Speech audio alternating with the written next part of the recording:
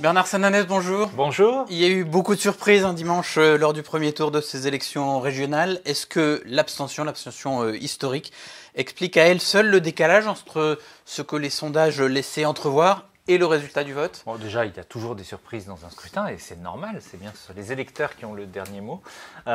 Et puis, oui, l'abstention que nous annoncions déjà comme historique, je vous le rappelle, dans la semaine précédant le vote du premier tour, nous indiquions que seulement 36% des personnes interrogées se déclaraient sûres d'aller voter. Et bien finalement, même parmi les gens qui se déclaraient sûrs, il y en a une petite part qui n'a pas été votée, puisqu'on finit à un tiers seulement de participation. Mais oui, ça a eu une influence évidemment, et ça a rendu plus compliqué la prévision des sondages sur un point notamment, c'est que les électeurs du Rassemblement national, qui dans les sondages précédant le scrutin nous indiquaient qu'ils étaient assez mobilisés, ils n'étaient pas les plus mobilisés, ils étaient les plus déterminés, mais ils n'étaient pas les plus mobilisés, c'était les électeurs de droite qui étaient les plus mobilisés, et bien finalement, comme les autres, se sont abstenus massivement. Et d'ailleurs, c'est ce qui est frappant dans cette abstention, c'est que c'est une abstention généralisée. Alors elle est plus intense, évidemment, selon certaines catégories, on a beaucoup parlé de ce chiffre, particulièrement frappante chez les jeunes, mais elle touche aussi bien les cadres, elle touche les zones urbaines comme les zones rurales,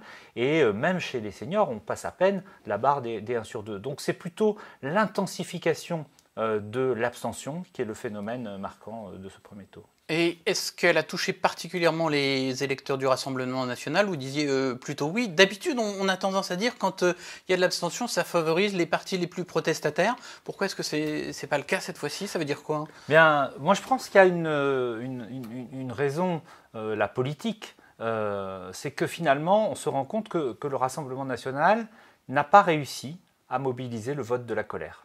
Et ça, c'est un enseignement majeur. La colère dans le pays, qu'elle soit sociale, avec le mouvement des Gilets jaunes, qu'elle soit colère, inquiétude sur la question de sécurité, nous apparaît à tous comme très marquante dans le pays. Et donc, on pensait que sur un scrutin intermédiaire, la colère allait s'exprimer et que cette colère allait être captée par le Rassemblement national qui s'est installé, par Marine Le Pen, comme la première opposante du pays. Alors, elle n'a pas capté ce vote de la colère. Ça pose 3 questions à laquelle, je vous dis en toute humilité, je n'ai pas la réponse, mais j'ouvre 3 pistes avec vous. 1, est-ce que ça veut dire que la colère a diminué? Honnêtement, je ne le crois pas. Je pense que le sentiment d'injustice, le sentiment d'insécurité reste très fort. Est-ce que ça veut dire que la colère est devenue résignation? C'est-à-dire qu'on est tellement en colère, notamment face à l'injustice, notamment face à l'insécurité, qu'on ne se mobilise plus? Ou alors, est-ce que ça veut dire que la colère attend son heure? Et que son heure, c'est la campagne présidentielle? Eh bien, évidemment, c'est de la réponse à cette question que l'on pourra se projeter dans l'élection présidentielle. Alors, on aura peut-être déjà un petit aperçu dimanche prochain. Marine Le Pen et plusieurs candidats du Rassemblement national ont quasiment passé un savon dimanche soir à leurs électeurs qui ne s'étaient pas déplacés.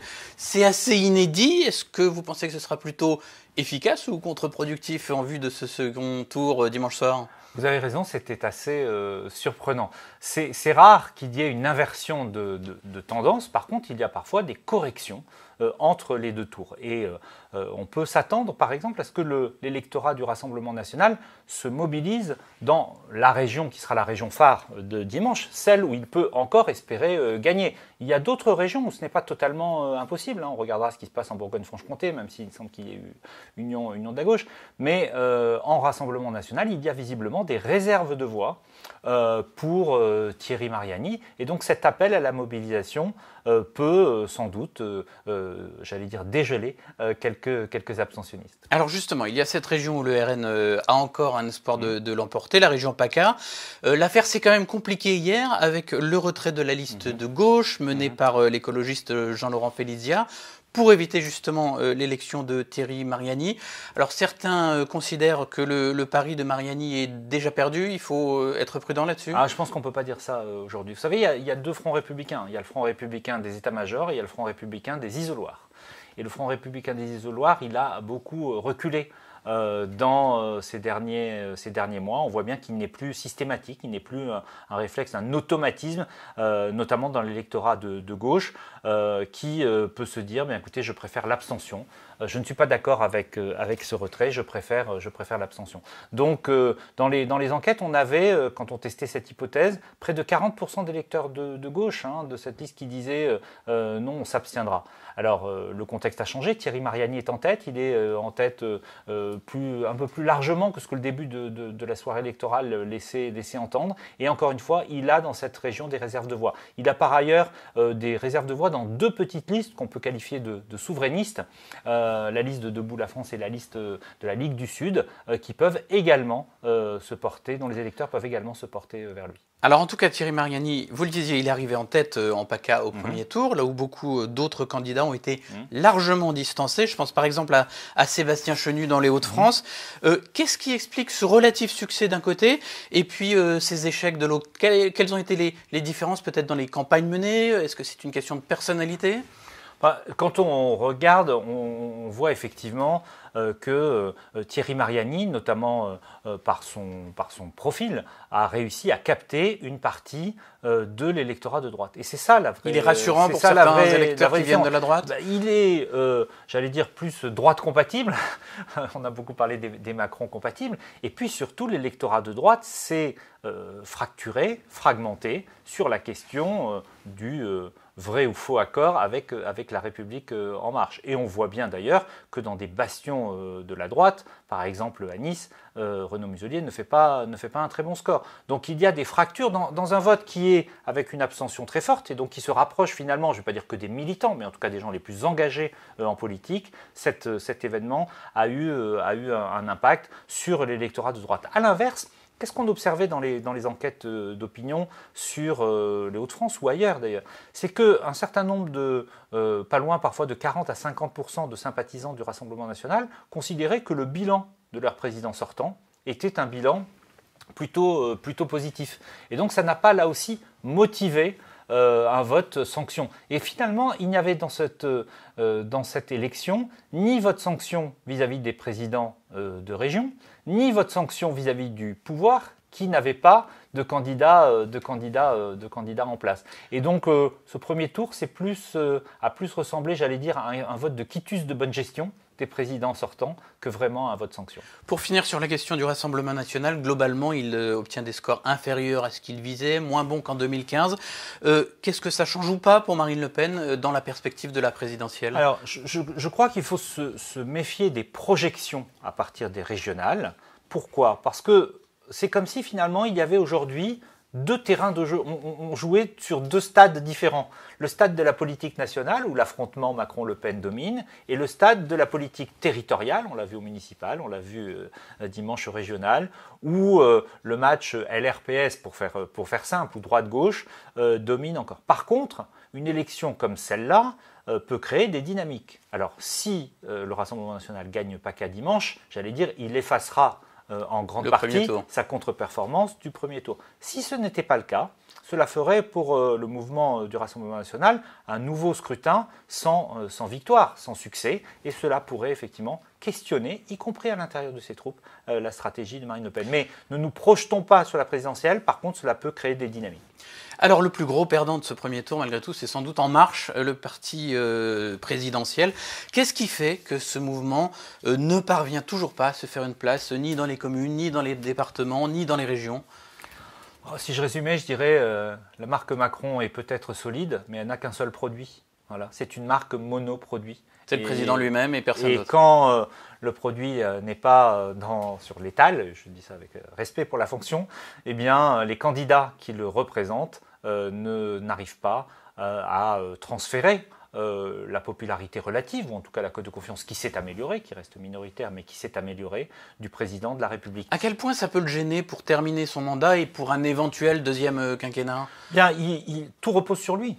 Tout repose sur lui, avec une équipe gouvernementale qui, elle aussi, n'imprime pas l'opinion, à part peut-être Bruno Le Maire et Olivier Véran dans une certaine mesure.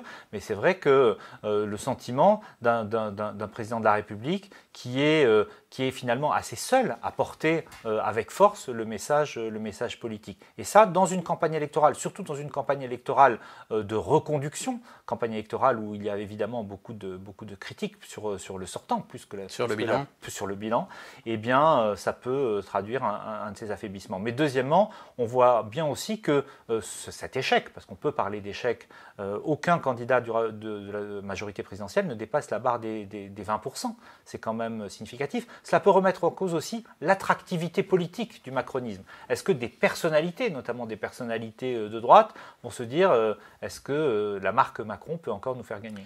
Alors à l'inverse, combien de temps est-ce que le PS et les Républicains peuvent continuer à préserver la sorte de duopole qu'ils ont au niveau local, tout en enchaînant les défaites au niveau national?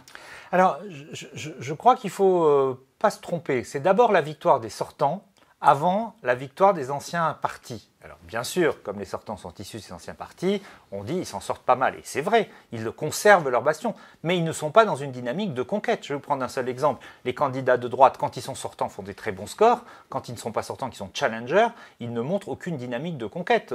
Aurélien Pradier en Occitanie, 12%, quasiment le même score. Nicolas Florian en Nouvelle-Aquitaine. Et à l'inverse, les candidats socialistes font des scores assez bons, moins bons que ceux de droite, notamment parce qu'il y a division de la gauche au premier tour dans les régions où ils sont sortants, mais n'arrivent pas à capter, par exemple dans les Hauts-de-France, une forte dynamique quand le sortant est de droite. Donc ils se font souvent doubler par les Verts au sein de la gauche quand ils ne sont pas sortants. Quand il y a primaire, effectivement, par exemple, dans la région Pays de Loire, en Île-de-France ou en Auvergne-Rhône-Alpes, c'est plutôt les écologistes qui l'emportent. Alors pour finir justement, l'Île-de-France, les trois listes de gauche ont annoncé leur fusion. Est-ce que les électeurs écolos de Julien Bayou, les électeurs socialistes d'Audrey Pulvar et les électeurs insoumis de Clémentine Autain sont compatibles entre eux et vont suivre ce rassemblement?